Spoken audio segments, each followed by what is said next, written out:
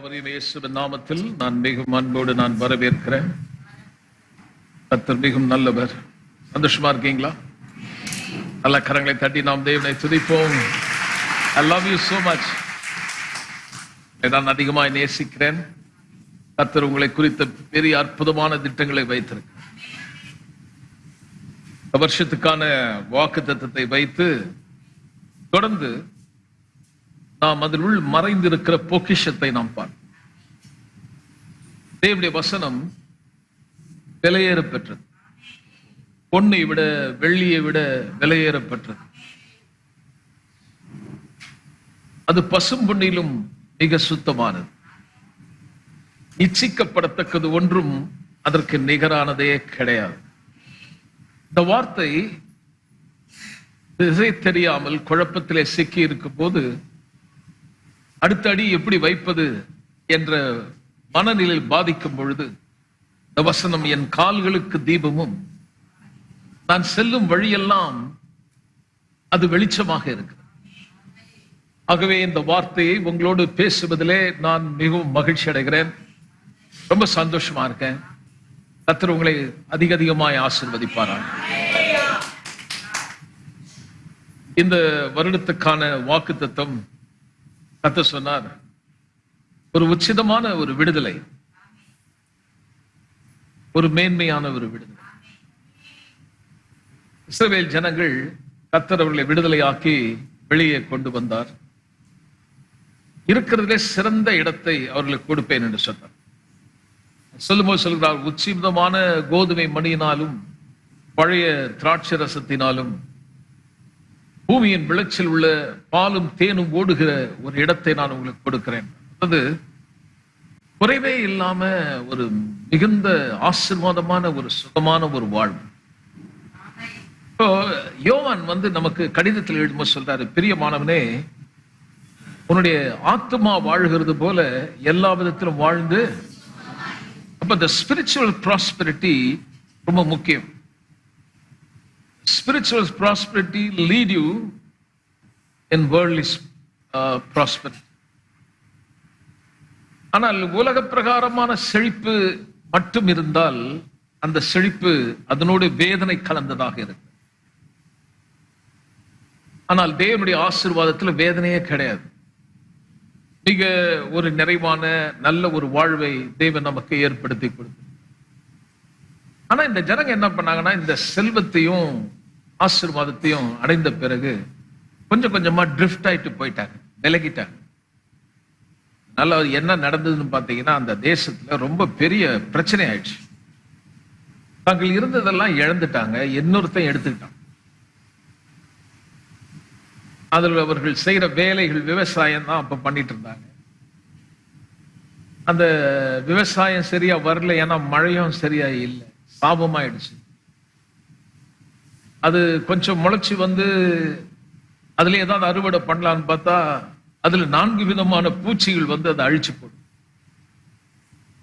பூச்சிகளெல்லாம் சாப்பிட்ட பிறகு அந்த ஆடு மாடுகள் கூட பட்னி ஆயிடுச்சு. இதுதான் அவங்களுடைய கண்டிஷன். பயம் வந்துடுச்சு. நாளைக்கு எப்படி நம்ம வாழ்வோம், நம்ம பிள்ளைகளுக்கு என்ன பண்றது, சாப்பாடு இல்லையே, வறண்ட நிலை உண்டாயிடுச்சு அப்படின்னும் போது கர்த்தர் சொல்றாரு, இது நல்லா ஆகணும்னா நீ சும்மா 4 பேர் முன்னாடி மனம் திரும்புற மாதிரி சட்டியை கிழிச்சுக்கிட்டு சாம்பல் எடுத்து தலை மேல போட்டுக்கிட்டு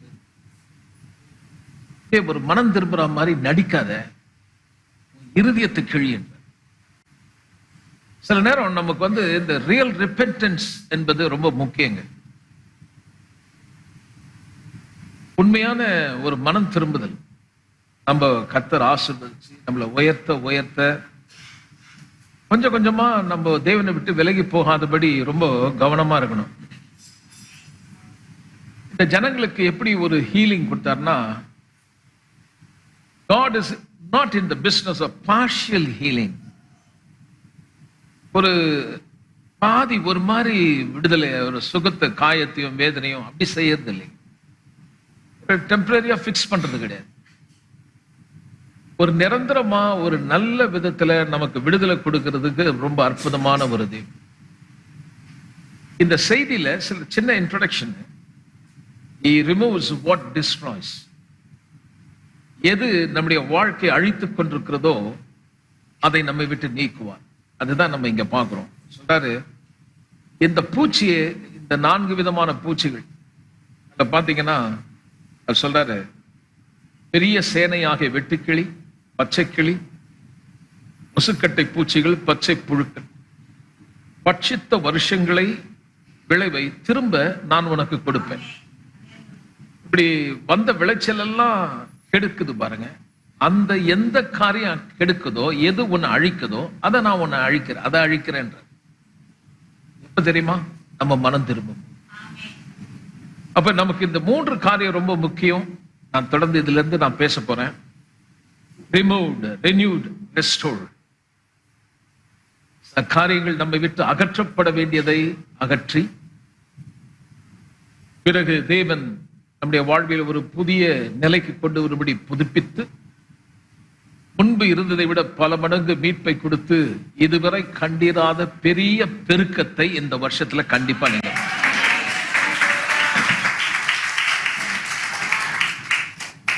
அப்ப நம்மை அழிக்கக்கூடிய காரியங்கள் என்ன எனக்கு தெரியாதுங்க. ஒருவேளை கடன் இருக்கலாம், குடும்ப பிரச்சனையா இருக்கலாம், சரீரத்துல ஒருவேளை வியாதியா இருக்கலாம். அது உங்களை அழிக்க பார்க்குது. உள்ள வியாதி வந்த உடனே அது என்ன பண்ணுதுன்னா கொஞ்சம் கொஞ்சமா உங்களை அழிக்க பார்க்குது.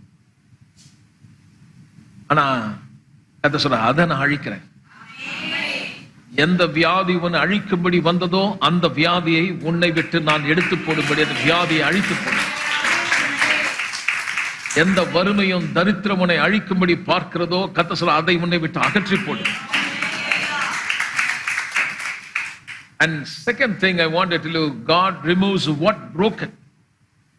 எதெல்லாம் உடைஞ்சு போய், எதெல்லாம் ஒன்னில்லாம ஆன நிலை எதுவோ அதை நான் உன்னை விட்டு நீக்கி போடுவேன்.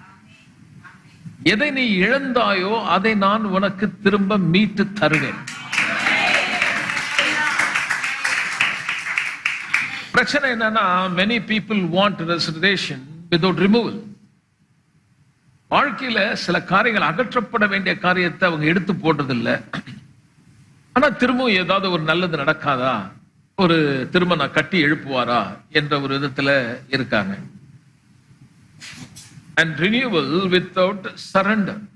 கர்த்தர்கிட்ட அர்ப்பணிக்காம தேவனால புதுப்பிக்க முடியாதுங்க. சில நேரம் நம்மை விட்டு சில காரியங்களை கர்த்தர் நீக்கி போடுகிறார். அது நல்லது. Sometimes God closes the door. சில நேரம் கதவுகள் அடைக்கப்படுகிறது. Sometimes your own people may leave you. ஜனங்கள் உன்னை விட்டு போகலாம். அந்த காலங்கள் சீசன் எண்டாகலாம், நல்ல காலங்கள் முடிவு பெறலாம்.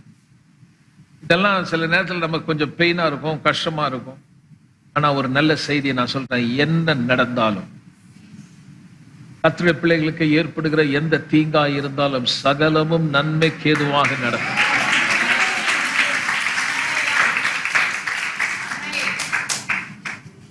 எல்லாம் நல்லதே. நமக்கு புரியாது ஆரம்பத்துல ஏன் கர்த்தர் இந்த கதவை அடைச்சாருன்னு தெரியாது. ஆனா போகும்போது நீங்க தெரிஞ்சுவீங்க, நல்லதே. சில ரொம்ப நகையும் சதயமா பழகி இருப்போம், சில நேரத்துல நம்மளை விட்டு போகலாம், பரவாயில்ல, டோன்ட் வரி.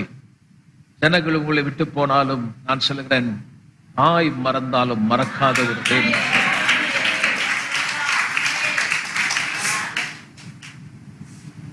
இது கண்டிப்பா நம்ம அக்செப்ட் பண்ணிக்கணும். எதுவுமே நிரந்தரம் கிடையாது. Nothing is forever. எதுவுமே நிரந்தரம் கிடையாது. நாளைக்கு என்ன நடக்கும், நாளைக்கு என்ன நடக்கும். நிறைய பேருக்கு இதுல ஒரு இன்ட்ரெஸ்ட். வருஷ துவக்கத்துல அவங்க இதை ஒரு எதிர்பார்க்கிறாங்க, இந்த வருஷம் எப்படி இருக்கும். இன்னைக்கு தேதி நாங்க 11, 1ஆம் தேதியில இது வரைக்கும் ஏதாவது வித்தியாசம் பார்த்துருக்கீங்களா? பேசவே மாட்டேன். எல்லாரும் வழக்கமா காலையில வருது நைட்டு போகுது, காலையில வருது நைட்டு போகுது. பெரிய பெரிய மாற்றம் என்றது சடனா வர்றது இல்லை, திடீர்னு வருது. சுருக்கமா சொல்ல போனா மாற்றங்கள் அங்க இங்க வரும், ஆனா எதுவுமே நிரந்தரம் கிடையாது. இன்னைக்கு உங்க வாழ்க்கையில் ஏதோ ஒரு மாற்றமாய் நல்லது வந்துருச்சுன்னா அதுதான் நிரந்தரம் சொல்ல முடியாது. யாருக்குமே தெரியாது நாளைக்கு என்ன நடக்கும். யாராவது ஒருத்தர் நாளைக்கு என்ன நடக்கும்னு தெளிவா சொல்ல முடியுமா? உலகத்துல எவனாலும் சொல்ல முடியும். நான் வேதத்தை படிச்சு பார்த்தேன். ஒருத்தருக்கு பேரே ட்ரீமர், சொப்பனக்கார், தரிசனம் பார்க்கிறோம்.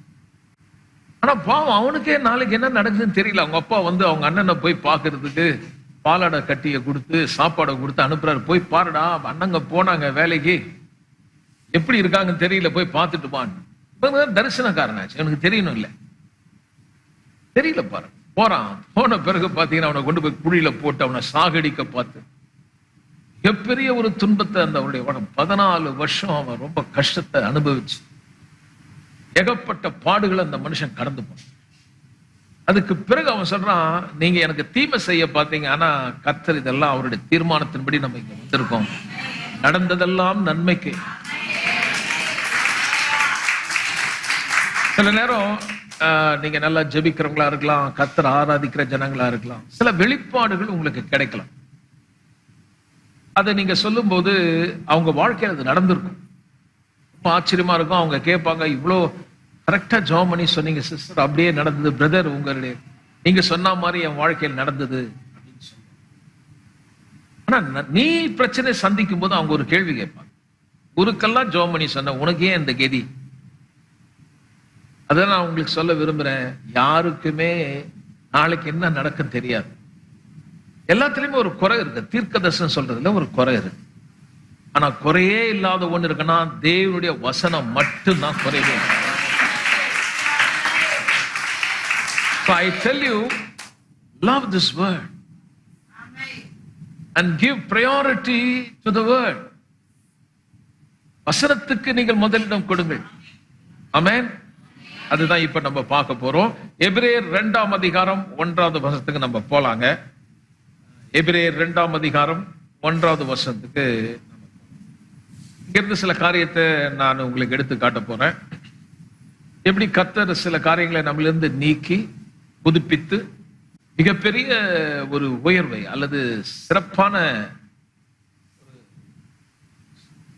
சுப்ரீம் டெலிவரன்ஸ், மிக அருமையான ஒரு விடுதலையை, மகிழ்ச்சியான ஒரு விடுதலையை கர்த்தர் நமக்கு கொடுப்பார். சில காரியத்தை நம்ம கவனிக்கணும். எதுவுமே திடீர்னு அப்படி இப்படி நடக்கிறது இல்லைங்க. சில காரியங்கள் நம்ம புரிஞ்சிட்டோம்னா வாழ்க்கை ரொம்ப சக்சஸ்ஃபுல்லா இருக்கும்.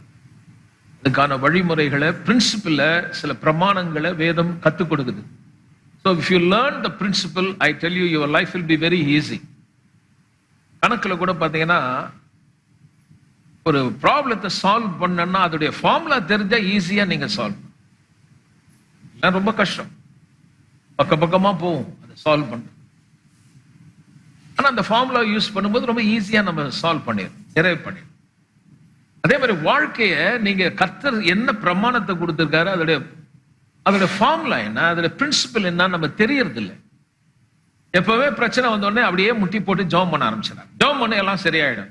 ஆனா என்ன சொல்லுதுன்னா, ஜெபம் நீ வேதத்தை படிக்காமலே ஜெபம் பண்ணினா அது ரொம்ப அருவருப்பா இருக்கும் அப்படின்னு வேதம் சொல்லுது. கொஞ்சம் யோசிச்சு பாருங்களேன், ஜெபம் அருவருப்பா இருக்குன்னா கொஞ்சம் அது எப்படி இருக்குதுன்னு கொஞ்சம் அந்த வார்த்தை எப்படி இருக்குது பாருங்க. யாருமே அதை சொல்ல மாட்டாங்க. சரியா, நீ சும்மா போய் ஜெபம் பண்ண எல்லாம் கர்த்தர் பார்த்துக்குவாரு. ஐயா, வேதத்துல என்ன சொல்லுது, அவர் என்ன கொடுத்திருக்காரு, நமக்கு என்ன, நம்முடைய பிரிவிலேஜ் என்ன, பிரமாணங்கள் என்ன, விசுவாச பிரமாணம் என்ன வேதம் சொல்லுது, இதுக்கு நம்ம என்ன பண்றோம்ன்ற சரியா கவனிக்க மாட்டோம். இந்த எபிரேயர் புத்தகத்தை தொடங்கும் போது பாத்தீங்கன்னா 2ஆம் அதிகாரம் 1வது வசனம், ஆகையால் அப்படின்னு சொல்லு, ஃபார் திஸ் ரீசன் அப்படின்னு தொடங்குது. கண்டிப்பா அதுக்கு முன்னாடி இதை படிச்சாதான் அந்த ரீசன் என்ன சொல்ற வராருன்னு புரியும். ஆகையால்னா எதனால், என்ன காரணத்தினாலே என்ன சொல்றாருன்னா, ஆகையால் நாம் கேட்டவர்களை விட்டு விலகாதபடி அவைகளை மிகுந்த ஜாக்கிரதையாக கவனிக்கணும். நம்ம கேட்டோம், சில காரியத்தை கேட்டோம், கேட்டதை விட்டு விலகாம இருக்கணும்னா ரொம்ப அதை போக்கஸ்டா இருங்கன்றாரு, கவனமா இருங்க, ஜாக்கிரதையா இருங்க. அப்ப ஆகையால் போட்டா ஃபார் திஸ் ரீசன் சொன்னா அதுக்கு முன்னாடி ஒரு காரியம் சொல்லப்பட்டிருக்கிறத நம்ம பார்க்கணும் பாருங்க.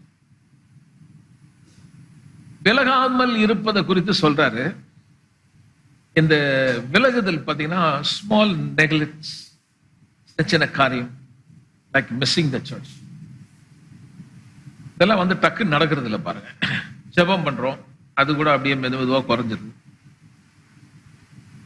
சபைக்கு நம்ம வசதிப்பட்டா வரோம், சில நேரத்துல வரமாட்டோம், அதை நெக்லெக்ட் பண்றோம். முடிஞ்சா பாத்துக்கலாம், கொஞ்சம் மழையா இருந்தா அப்படி பாத்துக்கலாம். யாராவது இருந்தீங்கன்னா கொஞ்சம் ஏசி கொஞ்சம் கம்மி,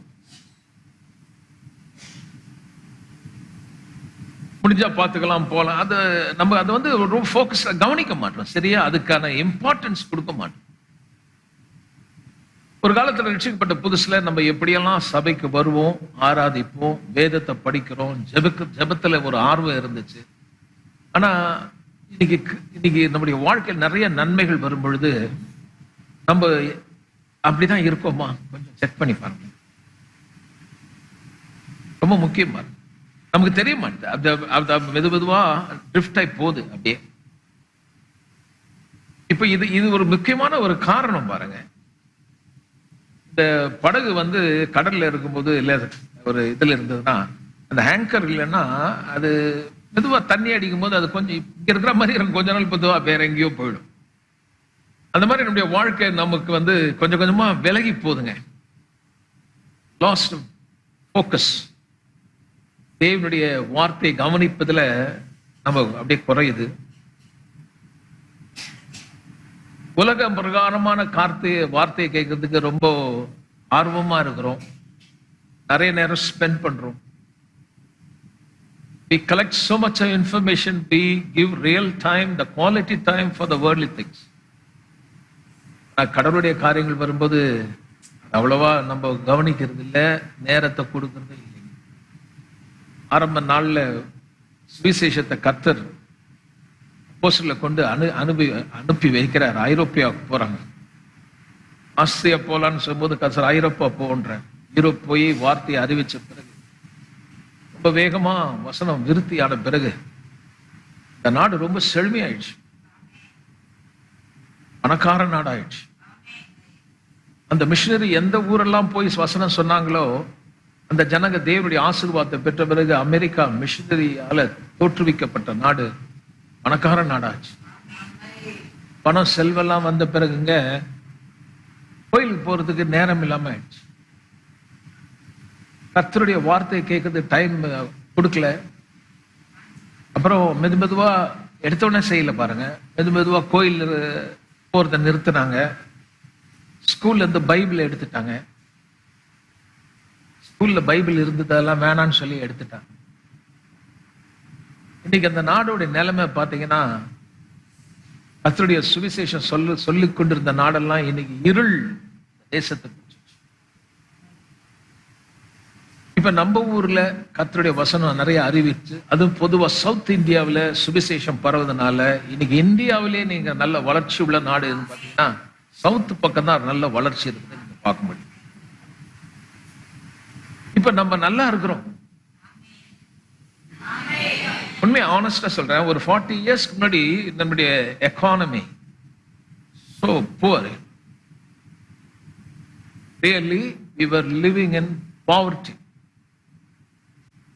தரித்திரத்துல வாழ்ந்திருந்த இந்த மாநிலம் சுவிசேஷம் பரவ நல்ல கர்த்தர் வந்து நல்ல செழிப்பாக்கி, இன்னைக்கு சபையும் மக்கள்லாம் நல்லா ஆயிட்டாங்க. இப்ப என்ன பிரச்சனை கேட்டீங்கன்னா, நமக்கு கோயிலுக்கு வர்றதுதான் பெரிய கஷ்டம். நமக்கு ஜெபம் பண்ண முடியல, நேரம் இல்லை. அதுக்கப்புறம் பாத்தீங்கன்னா they compromise the discipline. ஒரு ஒழுக்கமான வாழ்வுன்றதே அவசியம் இல்லைன்ற மாதிரி ஆயிடுச்சு. அதுக்கு வந்து காம்ப்ரமைஸ் பண்றாங்க. Because they're neglecting the church, reading the word and questioning God's goodness. கடவுளுடைய நன்மையான காரியத்தை குறித்து பல கேள்விகள் கேட்கிறாங்க. இப்படி இருந்து அவங்க ட்ரிஃப்ட் ஆகும்போது ஒரு விசுவாசிகளுக்கு கர்த்தர் என்கிட்ட சொன்ன வார்த்தையை நான் இதை எடுத்து காட்டினாரு. யோவேல் புத்தகத்தில் இருக்கக்கூடிய கர்த்தர் எப்படி நான் அவங்களுக்கு சரிப்படுத்த வேண்டிய காரியத்தை சரிப்படுத்தி, பிறகு நான் அவங்களுக்கு ஒரு ரெனியூ மைண்ட் கொடுத்து ஒரு மனதை புதுதாக்கி, அதுக்கப்புறம் உன் ஜனங்களை நான் கொடுக்கிற சிறப்பான உயர்வை உன் ஜனங்க காண்பாங்க. அதனால சொல்றேன், this year going to be the year of very big increase you going to see.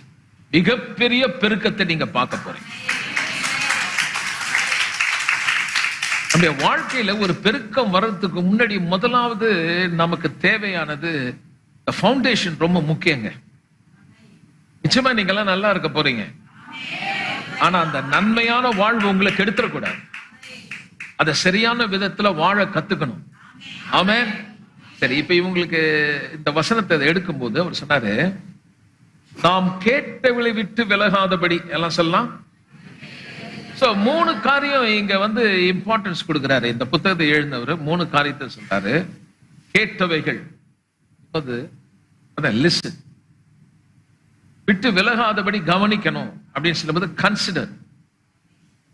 3ஆம் அதிகாரம் படிச்சீங்கன்னா அங்க சொல்றாரு, கிறிஸ்து இயேசுவை கடைசியில 1வது வசனம் கடைசியில கிறிஸ்து இயேசுவை கவனித்து பாருங்கள்.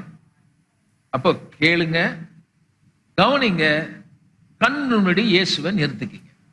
நல்லா கை தட்டி தேவனை துதிப்போமா.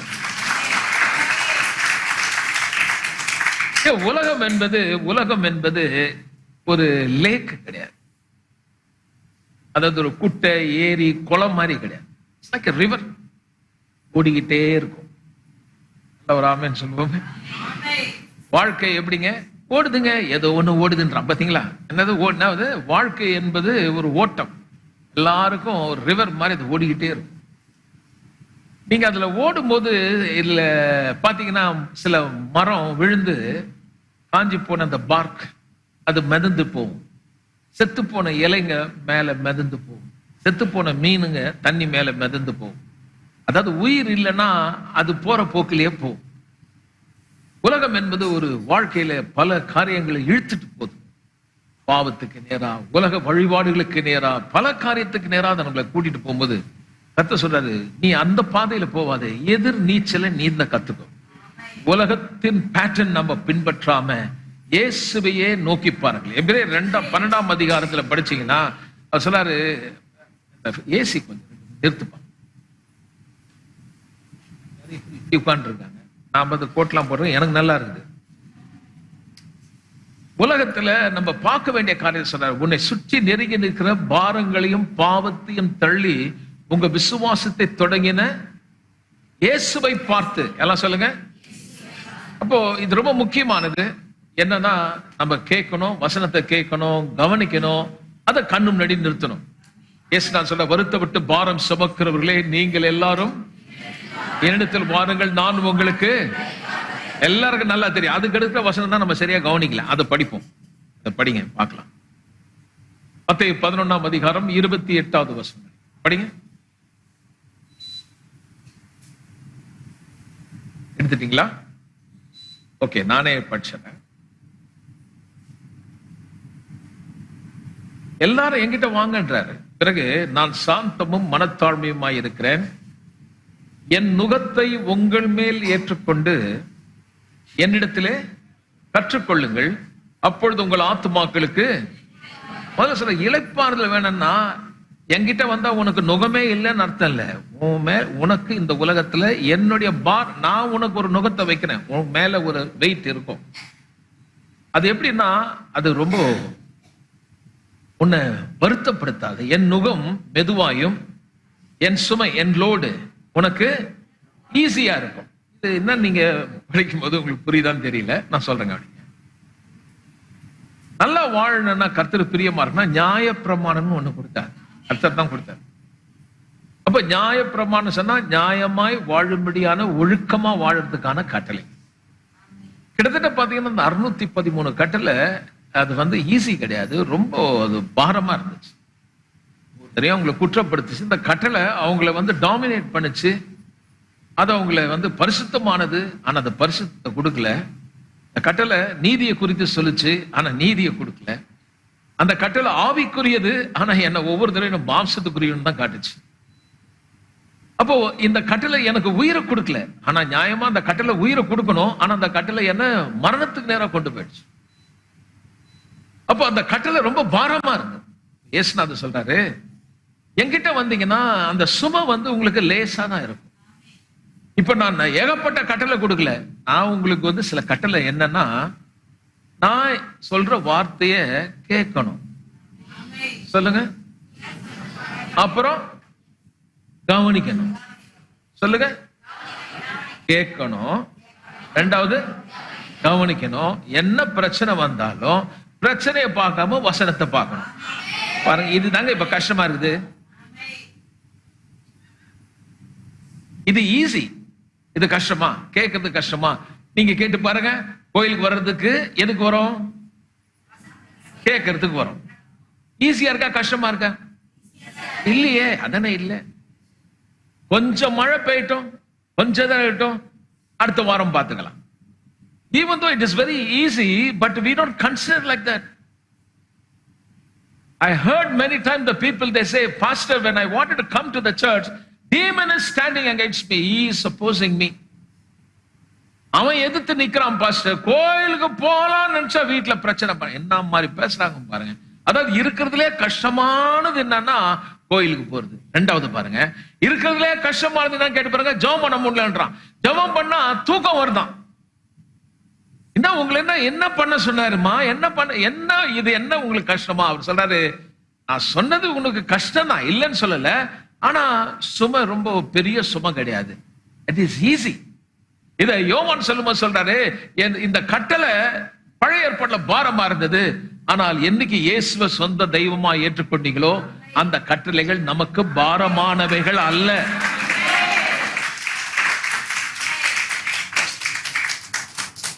பிசாசு பல முறை விசுவாசிகளை ஏமாத்துறான், வஞ்சிக்கிறான். வேதத்தை படிக்கிறதுக்கு ஏதோ டிஃபிகல்ட் மாதிரி, கர்த்தருடைய வசனத்தை கேட்கறதுக்கு என்னமோ மாதிரி பண்றான். இப்போ நமக்கு கேட்கணும்னா சில ப்ரொவிஷன் நமக்கு தேவைங்க. முதல்ல நீங்க பாத்தீங்கன்னா நியூஸ் பேப்பர் சொல்றோம் இல்லையா, நியூஸ்னா நார்த் ஈஸ்ட் வெஸ்ட் சவுத், அதான் நியூஸ். 4 பக்கத்து, அதுதான் சுருக்கி நியூஸ் போட்டாங்க. 4 பக்கத்துல நடக்கிற செய்திகளை, தகவலை முதல்ல அந்த இங்கிலாந்துல ஒரு ஆள் என்ன பண்ணாராம், எப்படி நியூஸ் வந்ததுன்னு சொல்லு 4 திசையிலும் போய் அவர் ஊர்ல நடக்கிறதெல்லாம் எழுதிட்டு கம்யூனிட்டி சென்டர்னு ஒண்ணு வச்சிருப்பாங்க, சமுதாய கூடம். அதுல உட்காருவார். உட்காரும்போது ஜனங்கள்லாம் உட்கார்ந்துக்குவாங்க. அவர் எழுதி வந்ததை படிப்பார்.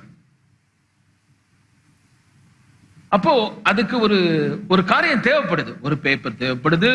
அந்த செய்தியை மற்றவர்களுக்கு கொடுக்கணும்னா அதுக்குன்னு ஒரு பேப்பர் வாங்க வேண்டியதாகுது, எழுத வேண்டியதாகுது. அப்புறம் 4 எழுதப்பட்டதை பிரிண்ட் பண்ணி இருக்க ஜனங்க மத்தியில எடுத்து கொடுத்தாங்க. அப்ப அதை நம்ம போய் வாங்கினாதான், வாங்கி படிச்சாதான் நமக்கு தெரியும். கரெக்டுங்களா? இப்ப பேப்பர் போயிடுச்சு, இருக்கு, ஆனா பேப்பர் நம்ம அவ்வளவு பார்க்கறது. வீட்டு உள்ளே டிவி வந்துடுச்சு. இப்ப நியூஸ் கேட்கணும்னா நீங்க டிவியே இல்லாம இருந்தா நியூஸ் கேட்க முடியாது இல்லையா? அப்ப இப்ப டிவியும் கொஞ்சம் அப்படியே பழசாயிடுச்சு. இப்ப என்ன இருக்குது கையில? என்ன இருக்குது? போன் இருக்குது. போன்ல என்ன இருக்குது? எல்லாமே இருக்குது. இன்ஸ்டாகிராம் இருக்குது, ஃபேஸ்புக் இருக்குது, நியூஸ் இருக்குது, இன்டர்நேஷனல் லெவல்ல நடக்கிற நியூஸ் அப்படியே நோட்டிபிகேஷன் வந்துகிட்டே இருக்கு. வாங்கினா தானே உங்களுக்கு அதெல்லாம் வரும். கரெக்டுங்களா? இப்ப போன் இல்ல, பேப்பர் இல்ல, உங்க வீட்டுல டிவி இல்லைன்னா நீ ஒரு ஆதிவாசி. உங்களுக்கு என்ன நடக்குதுன்னே தெரியாது. அப்ப உங்களுக்கு சம்திங் யூ நீட், ரைட்? உங்களுக்கு ஏதாவது ஒண்ணு தேவை, ஒரு ப்ரொவிஷன் தேவை, உங்களுக்கு கேட்கணும். அதே மாதிரி எல்லாம் கவனிங்க. முதல்ல இந்த வார்த்தையை கேட்கறதுக்கு புத்தக சுருள்ல எழுதி வச்சாங்க. அந்த புத்தக சுருள்ல எழுதி வச்சதை எடுத்து அந்த சுருள்ல இருந்து எடுத்து படிச்சாங்க. அப்புறம் அதுல இருக்கிறத ஒரு குறிப்பிட்ட மக்களுக்கு போனதுனால அது சரியா போகணும், எல்லாருக்கும் ரீச் ஆகணும், எல்லாரும் படிக்கணும்னு சொல்லி அதை முதல் முறையா ஒரு புத்தகத்துல பிரிண்ட் பண்ண போது பயங்கர எதிர்ப்புங்க. பயங்கர எதிர்ப்பு கொடுத்து நீங்க பரிசுத்த குலைச்சலா கேட்டீங்க. இது ஒரு பரிசுத்தமான ஒரு சுருள், இதில் இருக்கிறத எடுத்து நீங்க பேப்பர்ல எழுதிட்டீங்களே, அதை எப்படி நம்ம அக்செப்ட் பண்ணிக்க முடியும்னு சொல்லி ஆரம்பத்துல கொஞ்சம் கஷ்டம் இருந்தது. இப்ப நம்ம பழகிட்டோம். எல்லார் வீட்லயும் பைபிள் இருக்குது, கம்ஃபர்டபுளா படிக்கணும். இப்ப கொஞ்சம் முன்னேற்றம் ஆகி டெக்னாலஜி முன்னேறின பிறகு இப்போ போன்ல இருக்குது, ஐபேட்ல இருக்குது, கம்ப்யூட்டர்ல இருக்குது. அதுல எல்லாம் பாத்தீங்கன்னா இப்போ என்னுடைய ஐபேட்ல, என்னுடைய போன்ல, என்னுடைய கம்ப்யூட்டர்ல பாத்தீங்கன்னா 200க்கும் மேற்பட்ட பைபிள் அது உள்ள வச்சிருக்கேன். எந்த டிரான்ஸ்லேஷன் வேணாலும் நான் படிச்சுக்கலாம். இப்ப நான் அதை படிக்கும் போது இதுலயும் ஒரு எதிர்ப்பு இருக்குது. பாருங்க, இது இப்ப இவர் பைபிள் நம்ம கையில வச்சிருக்காரு. நீங்க பைபிள் வச்சிருக்கீங்களா, போன் வச்சிருக்கீங்களா, கம்ப்யூட்டர் வச்சிருக்கா முக்கியம் இல்ல, படிக்கிறீங்களா?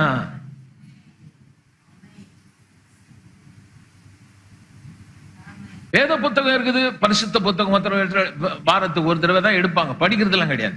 அதை எடுக்கும் போதே தெரியும் பாருங்க, அவ்வளவு டஸ்ட் இருக்கும்.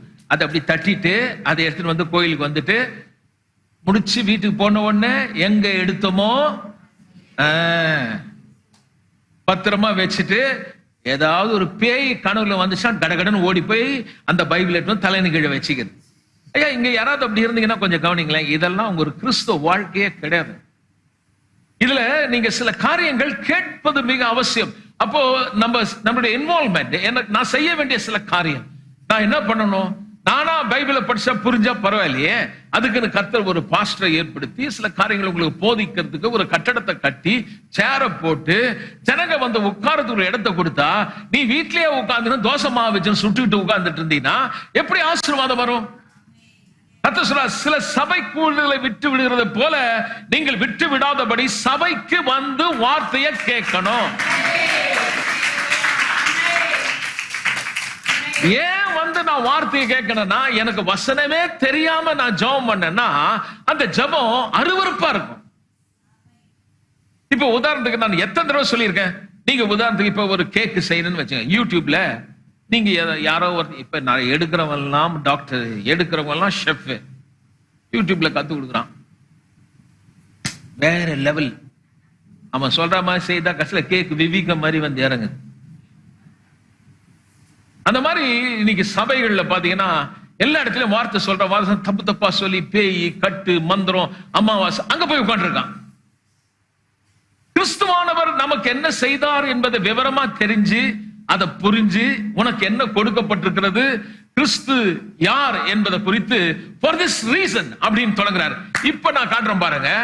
கேட்டவளை குறித்துனா என்னத்தை கேட்டாங்க, அதை குறித்து கேட்ட குறித்து நீங்க விலகாம ஜாக்கிரதையா இருக்கனா, அவங்க என்னத்தை கேட்டாங்க, நீங்க என்ன கேட்கறீங்க? இந்த காலையில் வந்து நான் சொல்லுகிறேன், எதை கேட்கிறோம், எதை கவனிக்கிறோம். இன்னைக்கு நிறைய இன்ஃபர்மேஷன் இருக்குதா, எதை கேட்கிறோம்? இன்னைக்கு ரட்சிப்பு தெரியுமா? இன்னைக்கு கிறிஸ்து யாருன்னு தெரியுதா? அவரால் எனக்கு என்ன கொடுக்கப்பட்டது தெரிஞ்சிருக்கா? ஆனா இன்னைக்கு நிறைய தெரிஞ்சிருக்குது என்னன்னா, சபைக்கு ஆவிக்குரிய சபையா இருந்த சபைகள் சொன்னா இன்னைக்கு கிறிஸ்துவ அதிகமா தெரிஞ்சு வச்சது கிறிஸ்துவை விட அதிகமா பேய், கட்டு, மந்திரம் எல்லாம் பிற்போக்கானதை நிறைய தெரிஞ்சு வச்சது.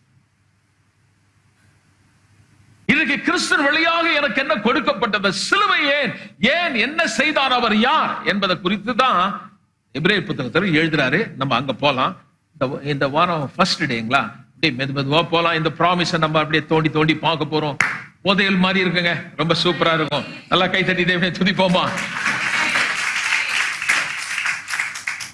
நாம் கேட்டவளை விட்டு, அப்படின்னா for this reason என்னத்தை கேட்டாங்க அப்படின்னு பார்க்கும்போது 1வது வசனம் படிக்கிறேன். எபிரேயர் 1:1 கேட்ட காரியம் பாருங்க.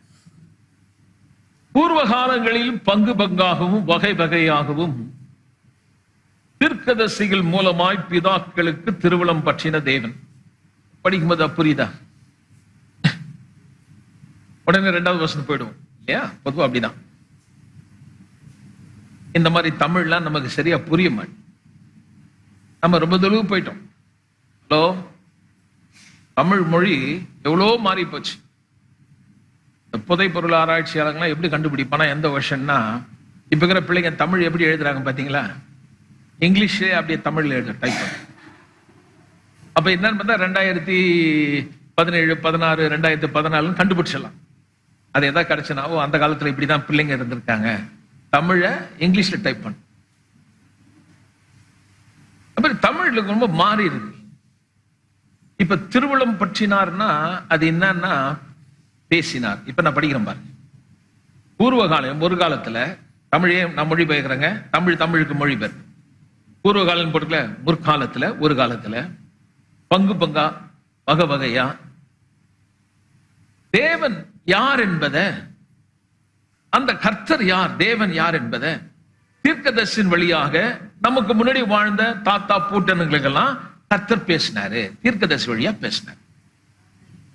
அவர் யார், தேவன் யார் என்பதை எப்படி பேசினார்னா தீர்க்கதரிசிகளை கொண்டு அவர் சொன்னார். கடவுளை பத்தி, இவர் தான் தேவன் என்பதை பத்தி பேசினார். ஆனா இந்த கடைசி நாட்களிலே தேவன் தமது குமாரனை கிறிஸ்துவை அனுப்பி அவர் வழியாக, இயேசுவின் வழியாக தேவன் யார் என்பதை கிறிஸ்துவின் வழியாக நம்மோடு கூட பேசுறார். கை தட்டி தேவனை துதிக்கலாம். ஒரு காலத்துல தேவனை குறித்து தெரியணும்னா பழைய ஏற்பாட்டு காலங்கள்ல தீர்க்கதரிசிகள், ராஜாக்கள், ஆசாரியர், மற்றவங்களுக்கு தெரியாது அவர் யாரு, அவர் எப்படிப்பட்டவர்னு தெரியாது. கர்த்தருடைய ஆவியானவர் வந்து இறங்குவாரு. அப்போ அவர் வந்து சொல்வாரு, இந்த தேசத்துல பஞ்சம் வரும்போது, இந்த தேசத்துல அப்படி நடக்க போகுது, இது நடக்க போகுதுன்னு சொன்ன போது, ஓஹோ கடவுள் இருக்கிறாரு, இப்போ இந்த மாதிரி பேசி இருக்கிறாரு, நம்ம மனம் திரும்பணும், நம்ம பாவத்துல வாழுறீங்க என்பதெல்லாம் தீர்க்கதரிசி மூலமா சொன்னாங்க. ஒரு பாவ வாழ்க்கை வாழும்போது தீர்க்கதரிசி சொல்வாரு, இந்த தேசத்துல இந்த மாதிரி நடக்குது, கர்த்தர் இந்த தேசத்தை அழிக்க போறாரு அப்படின்லாம் பேசினாங்க. அப்ப கடவுள் பேசுறது அவங்க தெரிஞ்சுக்கிட்டாங்க. இப்ப கடைசி காலத்துல எப்படி பேசுறாருன்னா, தேவன் தமது குமாரனை அனுப்பி அவர் வழியா பேசுறாராம். அப்படின்னா யார் அந்த குமாரன் என்பதை குறித்து சொல்றாரு பாருங்க. இயேசு யாருன்னா சர்வத்துக்கும் சுதந்திரவாளி. எல்லாம் சொல்லுவோம், எல்லாம் துன்பத்துல சொல்லுங்க. அதாவது அவர் தான் இந்த வானத்துக்கும் பூமிக்கும் சொந்தக்காரர், இந்த உலகத்துக்கு அதிபதி என் இயேசு. பூமியும் அதன் நிறைவும் கர்த்தருடையது, பொன்னும் வெள்ளியும் உலகம் எல்லாம் யாருதுன்னா அவர் தான் சொந்தக்காரர். இயேசுவை குறித்து வேதம் எப்படி சொல்லுதுன்னு பாருங்க, நல்லா கவனிங்க. அவர் தான் இந்த உலகத்துக்கு முதலுக்கும் சுதந்திரவாளி. இரண்டாவது, இயேசுவை குறித்து சொல்லப்படுகிறது, இவர் தான் இந்த உலகத்தை உண்டாக்குனார், கிரியேட்டர். இயேசு கிறிஸ்து யாருன்னா எல்லாத்துக்கும் சொந்தக்காரர் அவர் தான். இரண்டாவது, இந்த உலகத்தையே உண்டாக்குனது அவர் தான்.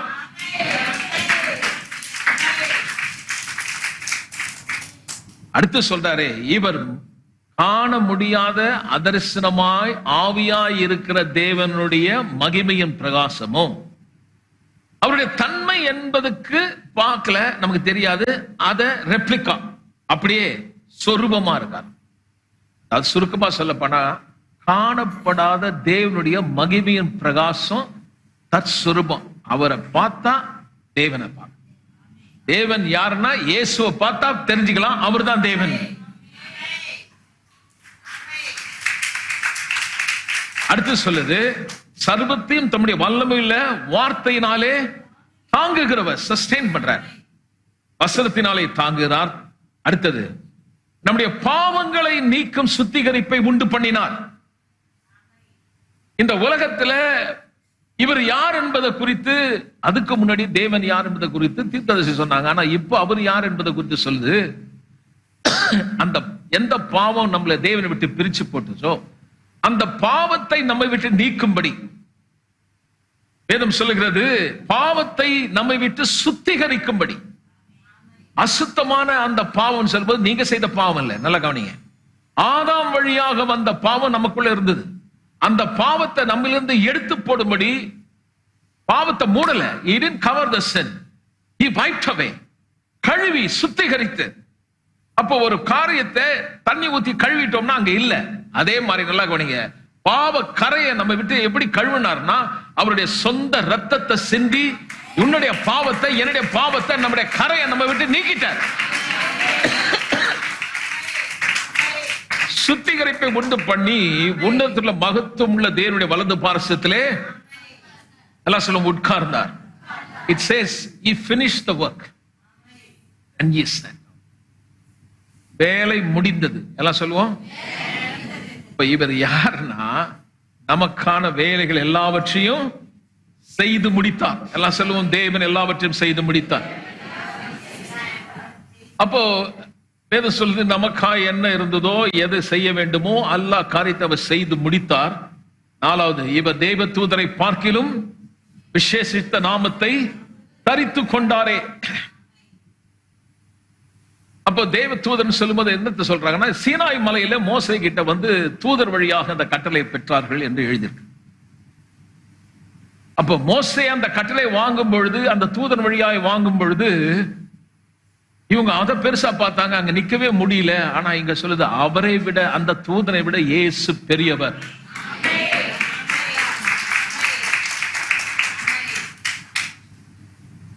இன்னைக்கு அவரை குறித்து சொல்லப்பட்ட காரியம், அவர் யார்?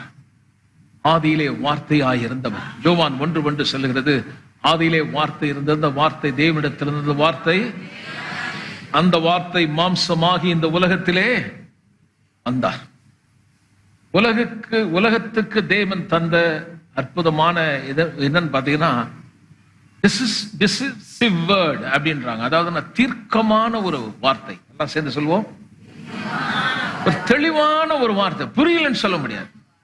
வார்த்தையாய் இருந்த தேவன் மாம்சத்தில் வெளிப்பட்டு அவர்தான் இந்த உலகத்தை உண்டாக்கினார், சிருஷ்டித்தார். அவர் உருவம் இல்லாதவர், எனக்காக மாம்சத்திலே வந்து எந்த பாவம் என்னை பிரித்து போட்டதோ பாவத்துக்கான பரிகாரம் செய்யும்படி ஒரு மிருகத்தை கொல்லல, ஒரு சரீரத்தோட வந்து அந்த சரீரம் எனக்காக தண்டிக்கப்பட்டது. நல்லா கவனிக்கணுங்க. என்னுடைய பாவத்தை அந்த சரீரத்தில் வச்சு அந்த சரீரம் பாவம் ஆயிடுச்சு. இயேசுவின் சரீரம் பாவமான உடனே அந்த பாவத்தை தண்டித்தான்னு சொல்லும்போது அந்த சரீரம் தண்டிக்கப்பட்டுச்சு. அந்த சிலுவையில் அந்த அடிக்கப்பட்ட காட்சி என்னன்னா, காது கேக்குதா நான் சொல்றது? உங்க பாவம் தண்டிக்கப்பட்ட காட்சி. அது இயேசுக்கு நடந்தது இல்ல. ஒருத்தர் கேட்கிறார், அவரே இந்த கதிரத்தோட மக்கு, அவர் தொங்கலடா, அது உன் பாவம், உன்னுடைய பாவத்துக்கான தண்டனை. நீங்க போய் ஒரு மிருகத்தையும் ஒரு ஆடையும் கொண்டு போய் பலி கொடுக்குறீங்களே, அதல்ல. இங்கே ஒரு பரிசுத்தமான தேவன், அவர் ஒரு சரீரத்தோட வந்தது காரணம் என்னவென்றால், அவர் தன்னை கடவுள் காட்டுறதுக்கு வரல, உன்னைய என்னைய மீட்கிறதுக்கு பலியாகும்படி வந்தார். அப்போ ஒரு பலியிடப்படணும்னா அது பாவம் இல்லாததா இருக்கணும், பரிசுத்தமா இருக்கணும், சுத்தமா இருக்கணும். அப்படி சுத்தமான ஒரு மனுஷன் வர முடியுமா இந்த உலகத்தில் இருக்கானா? நீதிமான் அர்த்தம் கிடையாது. அவன் உள்ள பாவம் இருக்குது. பிறக்கும் போதே ஒரு தாய் ஒரு குழந்தைய கருத்தரிக்கும் போதே அது பாவத்தோட தரிக்குதான். அதனாலதான் பாருங்க, நல்லது சொல்லி கொடுக்கணும், கெட்டது எதுவும் சொல்லி கொடுக்க வேணாம். நாங்க அப்படித்தானே? அதுக்கு தெரியும், நீ சொல்லி கொடுத்து தெரியணும்னு அவசியம் கிடையாது. பையன் வளர்ந்து திருடுறான்னா அவன் எங்கேயாவது ட்ரைனிங் எடுத்திருக்கானான்னு கேட்டுப்பான். ஆனா அந்த திருட கண்டுபிடிக்கணும்னா படிக்கணும். ஃபாலோ பண்றான், திருட்டு வேலை பண்றான், அவன் எந்த ட்ரைனிங்கும் பண்ணல. அவனை பிடிக்கிறதுக்கு என்ன பாடு, அதுக்கு ஒரு படிப்பு இருக்குது. அது பேர் என்ன தெரியுமா? கிரிமினாலஜி. ஆனா இவன் எங்க படிச்சான்? இவனை பிடிக்கிறதுக்கு படிக்க வேண்டியதாகுது. ஆனா செய்தவன் எதையுமே படிக்கல. அவனை கூப்பிட்டு கேட்டாங்க, எப்படா இதெல்லாம் உனக்கு தெரிஞ்சுக்கிட்டேன்னு கேட்டா, தானா வருதுன்றான். எப்படி சொன்னா? ஒரு காலத்துல வீடு இவ்வளவு பெரிய பூட்டா போட்டோம், டெக்னாலஜி வளர வளர சின்ன பூட்டாயிடுச்சு. இப்ப பூட்டே இல்லை, நேரம் வந்து கை வச்சுக்கினா ஓபன் ஆகுது. பிகர் அப்படியே முகத்துல போட்டோ எடு, அதை திறக்கிறாயா? இவ்வளவு கஷ்டப்பட்டு படிச்சு அதை டிசைன் பண்ணி அது உள்ள ஒரு கேமரா பிக்ஸ் பண்ணா, இவன் ஒண்ணுமே படிக்காதவன் நேரா போய் அந்த கேமராவை அதை ஓபன் பண்ணிட்டு உள்ள போயிடும். பேங்க் உள்ள நம்ம பத்திரமா பணம் இருக்குதுன்னு நினைச்சுன்னு இருக்கிறோம். பார்த்தா எவனோ ஒருத்தன் எடுத்துட்டான். எடுத்தவனை பாத்தீங்கன்னா அந்த மூஞ்ச பார்த்தா 10 படிப்பு இல்ல, ஒண்ணு இல்ல. எங்கடா எப்படா கத்துக்கிட்ட? தானா வருது. கொஞ்சமாவது யோசிக்கிறோமா? ஒரு பாவம் என்பது மனுஷனுக்குள்ள இருக்குதுங்க. பொய் தானா வருது, திருட்டு தானா வருது, கோபம் தானா வருது, கவலை தானா வருது, தீமை தானா வருது. நல்லது எதுவும் தானா வராது. கதவை திறந்தாதான் வரும், கேட்டாதான் வரும், கவனிச்சாதான் வரும். அப்ப கர்த்தர் சொல்றார், என் மகனே என் வார்த்தைகளை கவனி, என் மகளே என் வார்த்தையை கேளு, உன் செவியை சாய்த்து கேள், அதை உன் கண்ணு முன்னாடி நிறுத்து. அப்ப உன்னிலிருந்து ஜீவ ஊற்று புறப்படும். Oh my Lord, hallelujah, hallelujah.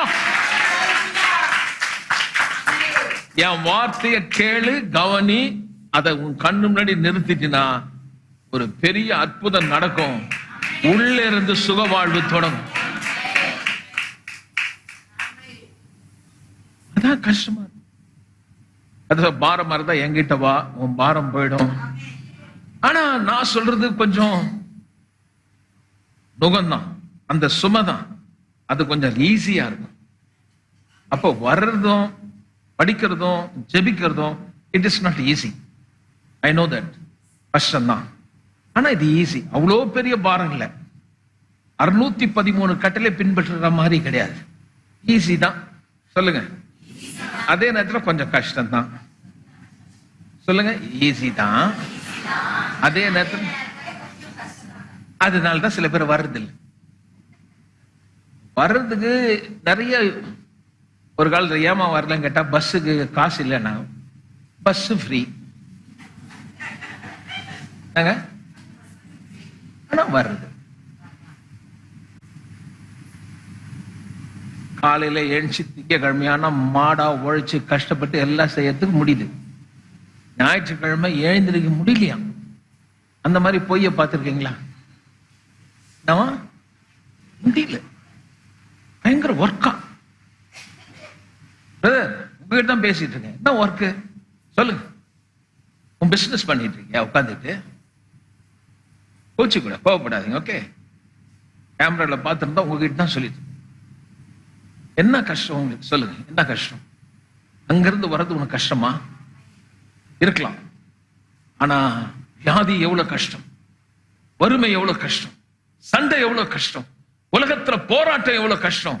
இந்த பாரம் நீங்கன்னா இந்த கஷ்டத்தை நீ அனுபவிச்சு வா, இடம் கொடு.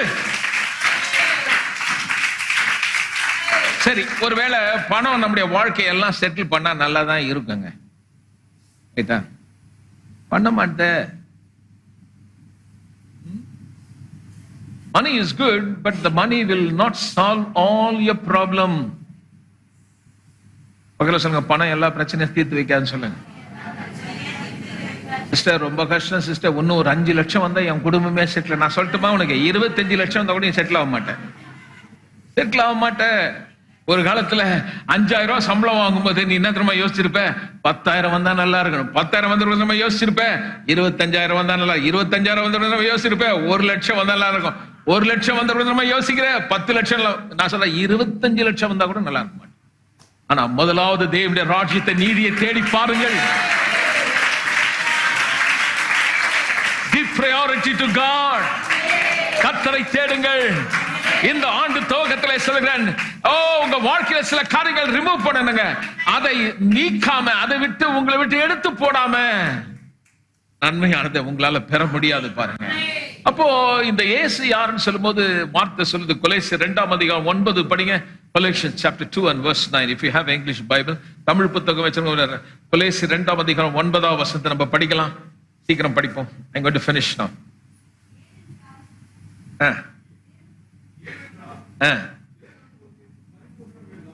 தேவத்துவத்தின் பரிபூர்ணம் எல்லாம், oh my God, hallelujah, சரீர பிரகாரமாக இயேசு தேவன் கிரியேட்டர், சர்வத்துக்கு சுதந்திரவாளி. எல்லாம் சொல்லுங்க, அவரது தான் எல்லாமே. வானம் பூமி அவரது சிங்காசனம், பொண்ணும் வெள்ளி எல்லாத்துக்கும் சுதந்திரவாளி யாரு? அவர்தான். அல்ல ஒரு ஆமென் சொல்லுவோமே. இந்த உலகத்துல கோடிக்கணக்கான டன்னா கோல்டு வச்சிருந்தா கூட நீ சுதந்திரவாளி கிடையாது. கொஞ்ச காலம் வச்சுக்கலாம். உனக்கு லீஸ் போட்டு கொடுத்துருக்குது. அம்மா அம்மா கொஞ்சம் கவனி, உனக்கு கேட்டு இருக்குது எவ்வளோ? லீஸ் என்ன அர்த்தம்? நீ சொந்தக்காரன் கிடையாது, வேற ஒருத்தன் சொந்தக்காரங்கிறான். உன்னை இந்த வீட்டுல என்ன விட்டுருக்கான்? லீஸுக்கு விட்டுருக்கான். நீ ஒரு 5 லட்சம் 10 லட்சம் 20 லட்சம் கொடுத்து வந்துட்டீங்கன்னா அந்த வீடு உங்களுக்கு கிடையாது, ஓனர் வேற. இப்போ ஓனருங்களாம் கவனிங்க, நீ ஓனர் கிடையாது, ஓனர் ஒருத்தர் மேல இருக்கிறாரு, உன்னை லீஸ்க்கு கொடுத்திருக்கிறாரு. நீ இந்த கோல்டை வச்சுன்னு வீட்டை வச்சுன்னு பத்திரத்தை வச்சு நீ செத்துட்டீங்கன்னா எவனோ அந்த கோல்டு எடுத்து வந்து உன் பெட்டியில வைக்க மாட்டான், அந்த பத்திரத்தை கொண்டு வந்து பெட்டியில வைக்க மாட்டான். உனக்கு டாட்டா காமிச்சு அமிச்சுட்டு அவன் எடுத்துக்க பாப்பான வழியா. ஏன்னா நீ சுதந்திரவாளி அல்ல, எல்லாத்துக்கும் சுதந்திரவாளி ஒருத்தர்னா அவர் சாவை உள்ளவர். நீ நானும் செத்துருவோம். ஐயா ஐயா நல்ல கவனி, நீ நானும் செத்துருவோம். ஆனால் சாகாம ஒருத்தர் இருக்கிறார் பாருங்க. அவர் சொல்றாரு, நானே சுதந்திரவாளி, சர்வத்துக்கு சுதந்திரவாளி. இப்ப சரீர பிரகாரமா வந்திருக்காரு, மாம்சத்துல வந்தது என்னவென்றால் என்னை மீட்பதற்காக, பாவத்திலிருந்து விடுதலை ஆக்கி. அவர் சொல்றாரு யாருன்னா தேவத்துவம். கர்த்தர் யார், தேவன் யார, எல்லா பரிபூர்ணம் அவருக்குள்ள வாசமா இருந்துதான். 2ஆம் அதிகாரம் 3வது வசனம், அதே அதிகாரத்துல 3வது வசனம் போட்டிருக்கு பாருங்க. அவருக்குள் ஞானம், அறிவு என்ற பொக்கிஷம் எல்லாம், எல்லா அறிவும் ஞானம் பொக்கிஷம் எல்லாம் அவருக்குள்ள இருக்கான். நீங்க கேட்கலாம், பாஸ்டர் அவருக்குள்ள இருக்குது கரெக்ட், இப்ப நான் சொல்றத காது உள்ள கேளுங்க. என்னைக்கு நீங்க அவரை சொந்த தெய்வமா ஏற்றுக்கொண்டீங்களோ, இப்ப நீங்கள் கொஞ்சம் தோணுங்க, கொஞ்சம் கவனி. இப்ப நீங்கள் அல்ல ஒரு அல்லேலூயா சொல்லுவோம். இயேசுநாதரை பத்தி சொன்னேன், இப்ப உங்களை பத்தி சொல்றேன். நீங்கள் அவரோடு மரித்தீங்க, அவரோட அடக்கம் செய்யப்பட்டு உயிரோடு எழுப்பிட்டாரு. இப்ப நீங்க நல்லா கவனிக்க, அவரோடு கூட நீங்கள் உடன் சுதந்திரவாளிகள். அவருக்கெல்லாம் வந்து அடுத்த வாரம் காட்ட போறோம் பாரு, உடம்பெல்லாம் கூஸ் பம்ப் ஆயிடும். மூலையில உட்கார்ந்து எங்க ஒன்னு இல்ல பிரதர், நான் ஒரு ஏழை பூச்சி புழு, கேட்டவைகளை விட்டு விலகாத. உன்னை டிஸ்ட்ராக்ட் பண்றான் பிசாசு. இல்ல இல்ல, நீ ஒரு ஒண்ணு இல்லாத ஆளு, உனக்கு அப்பா இல்ல, உனக்கு அம்மா இல்ல, உன்னை வளர்த்தவங்க யாரும் இல்ல, நீ படிக்கல, உனக்கு பணம் இல்ல. நீ இயேசுக்குள்ள வந்துட்டினா நீ அவரோடு கூட உடன் சுதந்திரவாளி. ஆள பிறந்தவர்கள், ராஜாக்கள், ராணிகள், உயர்ந்த நிலையிலே கர்த்தர் உங்களை வைத்திருக்கிறார். உங்களை ஒருவனும் தொட முடியாது. என் தேவனுடைய திட்டம் மிக பெரியது. ஆனா ஃபர்ஸ்ட் என்ன பண்ணோம், சில காரியம் நம்ம விட்டு நீக்க பாக்குறாரு. ஆமென். ஆமா, தேவையில்லாதெல்லாம் கொஞ்சம் தட்டின பிறகுதான் சரி வரும். அடுத்த வாரம் பார்க்கலாம். எழுந்து நாம் கர்த்தரை துதிப்போம். கர்த்தர் நல்லவர்.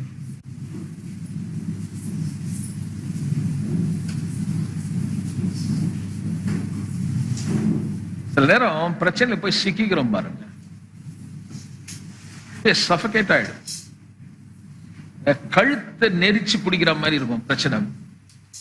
சில பேர் அனுபவிச்சிருப்பீங்க, ஐயா இந்த பிரச்சனை கழுத்தை பிடிக்குதுன்னீங்கன்னா அதுதான் சொல்றேன். அதுல இருந்து விடுதலை பெறதாங்க, அந்த நிலைமையிலிருந்து விடுதலை பெற பேர் தான் ரிட்டன்ஸ். அப்படிப்பட்ட நிலையிலிருந்து விடுதலையாகி கொடுக்கிற அந்த உச்சிதமான வெற்றியாம், உச்சிதமான விடுதலை அப்படின்னு போட்டு, மிக சிறந்த ஒரு விடுதலை. சும்மா விடுதலை கிடையாது. அது எப்படி வருதுன்னு பாத்தீங்கன்னா, முதல்ல சில காரியங்களை இஸ் ரிமூவிங். இந்த காரியம் நம்ம விட்டு நீக்கிறார். முதல் காரியம் நான் சொல்றேன், சோம்பேறி தனத்தை நம்ம விட்டு நீக்கணும். சபை கூடி வர்றதுல விட்டு விடாம இருக்கு பாத்துக்கணும். ஏன்னா அங்க வந்தாதான் நமக்கு வார்த்தை கிடைக்கும். வார்த்தை கிடைச்ச பிறகு ஜெபம் பண்ணணும். பக்கலாப்பா சொல்லுங்க. குழம்பு எப்படி செய்யறதுன்னு தெரியாம போயிட்டு கடைக்கு போய் பருப்பு, மிளகா செடி, கொத்தமல்லி இலையெல்லாம் வாங்கிட்டு வந்து வச்சுட்டு அது யார் செய்யறது பத்தி ஏதாவது தெரியணும் இல்ல? கரெக்டுங்களா? ஒண்ணுமே தெரியாம எல்லா பொருளையும் வாங்கிட்டு வந்து வச்சுட்டு என்ன பண்றது? ஒரு பையனு கல்யாணம், ஒரு அம்மா பொண்ணு கல்யாணம் பண்ணி குடிச்சிரு, 30 வருஷமா உண்மையா நடந்தது. சீக்கிரமா அந்த அவங்க வீட்டுக்கு அந்த பாய்லர் கொடுத்துருங்க. அப்பெல்லாம் அப்படிதான். அது என்ன பண்ணிருக்குது, தண்ணியை ஊத்திட்டு ஒண்ணுமே வரல, சுடு தண்ணி வரமாட்டுது அப்படின்னு சொல்லி எதுல ஊத்துதுன்னா புகை போக்கியில ஊத்தி இருக்குது. நிறைய பேர் இருக்காங்க, அடுப்பை கொளுத்தாமலே பாத்திரத்தை வச்சுட்டு கிண்டி இருந்தா என்ன அர்த்தம்? சில செய்யும் முறைன்னு ஒண்ணு இருக்குல்ல, அதே மாதிரி ஜபத்துல செய்யும் முறைன்னு ஒண்ணு இருக்குல்ல. இல்ல எனக்கு தெரியும் ஆண்டவனே, கடவுள் எங்க இருக்குன்னு தெரியாதுப்பா, வந்தவன் போனவன் எல்லாரும் நல்லா வச்சுக்க, என்ன வச்சுக்கோ. அவன் ஜபம்லாம் அருவருப்பு. கத்த சொல்ல, முன்ன பார்த்தாலுமே எனக்கு பிடிக்கல என்ற, பிடிக்கவே இல்லை. என்ன ஜெபம் பண்ற நீ, என்ன கேட்கிறன்ற? இன்னொரு விஷயம் இப்படி ஜெபம் பண்றாங்க, ஆண்டவரே ஸ்தோத்திரம், ஒரே பேய் போராட்டம், கட்டு மந்திரம் தாங்க முடியும். அவனை பார்க்கும் போதே கதை சொல்ல, உன்னை பார்த்தாலுமே எனக்கு அருவருப்பா இருக்கு. அதுக்காக நான் மனுஷனா வந்து எல்லாத்தையும் செய்து முடிச்சு, நான் என்ன செய்தன்னு கூட நீ கவனிக்காம நீ பாட்டு ஏதோ உனக்கு கத்தின்னு கிடக்குற, புலமீன் கிடக்குற, செய்யின்ற. நான் ஏற்கனவே செய்து முடிச்சுதானே உட்கார்ந்தேன், வேலையை முடிச்சுட்டு தானே உட்கார்ந்தேன். ஆனா ஒண்ணுமே முடிக்காத மாதிரி, ஏதோ பாக்கி இருக்கிற மாதிரி, நீ ஏதோ நான் எனக்கு ஹெல்ப் பண்ற மாதிரி பண்ணிட்டு இருக்கேன். அவர் கோவம், அருவருப்பார். இதெல்லாம் நம்ம பார்க்க போறோம் பாருங்க. ஜெபம் என்பது சும்மா இல்லைங்க. How to pray எல்லாம் படிப்படியா பார்க்க போறோம். வாழ்க்கைய மாறிடுங்க ஐயா. 25ல எத்தனை கஷ்டம் வந்தாலும் நீங்க மட்டும் சூப்பரா இருப்பீங்க. எந்த மாற்று கருத்தே கிடையாது. வாழ கத்துக்கணும், நிமிர்ந்து நிக்கணும், எதிர்த்து நிக்கணும், எதிராளியோ ஓட ஓட விரட்டும். எல்லாம் சொல்லுங்க, அன்புள்ள பிதாவே, என் குமாரனை அனுப்பி அவர் வழியாக எனக்கு கொடுக்கப்பட்ட சுதந்திரத்தை நான் அறிந்து கொண்டேன். என் குமாரனை இந்த உலகத்தில் சரீர பிரகாரமாய் வெளிப்பட்ட அவர் தேவனுடைய எல்லா பரிபூர்ணமும் அவருக்குள் இருக்கிறது. அவரே சிருஷ்டிகர், அவரே சர்வ ஞானி, அவரே சர்வ வல்லவர், அவரே சகலத்தை தாங்குகிறவர். அவராலே நான் உயிரோடு எழுப்பப்பட்டேன், அவரோடு நான் இணைந்திருக்கிறேன், அவரோடே நான் உடன் சுதந்திரவாளி. ஆகவே வியாதியே உன் ஆளுகை முடிந்தது, சாபமே உன் ஆளுகை முடிந்தது. நான் வர வர விருத்தியாவே 1000 மடங்கு நன்றாயிருப்பேன். அன்பின் பிதாவே, மக்கு ஸ்தோத்திரம். நீர் தந்த அருமையான வார்த்தைக்காக நன்றி. இன்னைக்கு ஒரு நல்ல ஒரு தீர்மானம் எடுக்கிறோம். உலகத்துல பாரம் இருக்கு, ஆனா உங்களுடைய சுமைகள் ரொம்ப லகுன்னு பார்த்தோம். கோயிலுக்கு வர்றது சில பேர் கஷ்டம்தான், சரி நானும் ஒத்துக்கிறேன். வேலை அந்த சுமை ரொம்ப ரொம்ப ரொம்ப சுலபமானது, ரொம்ப லகுவானது. ஒருவேளை உன் புருஷன் போக கூடாதுன்னு சொல்லலாம், ஒருவேளை உன் சரீரம் உன்னை தடுத்து நிறுத்தலாம். எழுந்துரு, அது கொஞ்சம் கஷ்டம்தான். படுக்கையை தூக்கி போட்டு எழுந்துரு. ஆனா அந்த பாரத்தை விட இந்த பாரம் சுலபம் தானே. வரலாம் இல்ல, வந்து வார்த்தையை கேட்கலாம் இல்ல. எங்கெங்கயோ டீ கடையில அங்கே இங்கேயோ உட்கார்ந்து எவங்கிட்டயோ போய் உட்கார்ந்து வார்த்தையை கேட்கிறத விட சபையில வந்து தேவனுடைய வார்த்தையை கேட்டால் நீங்கள் நன்றாக இருக்க முடியுமே. எதை சம்பாதித்தாலும் புத்தியை சம்பாதி, வந்து கர்த்தரை ஆராதியுங்கள், அதுக்கு ஒரு முதலிடம் கொடுங்கள். நான் சொல்றேன், வர வர நீங்கள் உயர்ந்து மென்மையாய் காண்பீர்கள். கர்த்தர் நல்லவர். நல்ல கரங்களை தட்டி கர்த்தர் நன்றி சொல்லுவோமே. பாவிகளாய், துரோகிகளாய், சத்துருக்களாய் இருந்த நாங்கள் நீதிமான் என்று எங்களை அழைத்தீரே. மகனே, மகளே என்று அழைத்தீர். புத்திர சுவீகாரத்தின் ஆவியை தந்தீர். பிள்ளைகளாக்கி எங்களை உம்மோடு கூட உடன் சுதந்திரவாளிகளாய் மாற்றினீர். இந்த உலகம் தர முடியாத மாபெரும் பாக்கியத்தை எங்களுக்கு தந்தீரே. கர்த்தாவே, மக்கு நன்றி. இன்றைக்கு அசதியாயிராமல், கர்த்தருடைய காரியத்தை விட்டு விலகி தூரமாய் போய்விடாதபடி ஆவே எங்களுக்கு கொடுத்த ஆவி அறிவுரைக்காக ஸ்தோத்திரம்.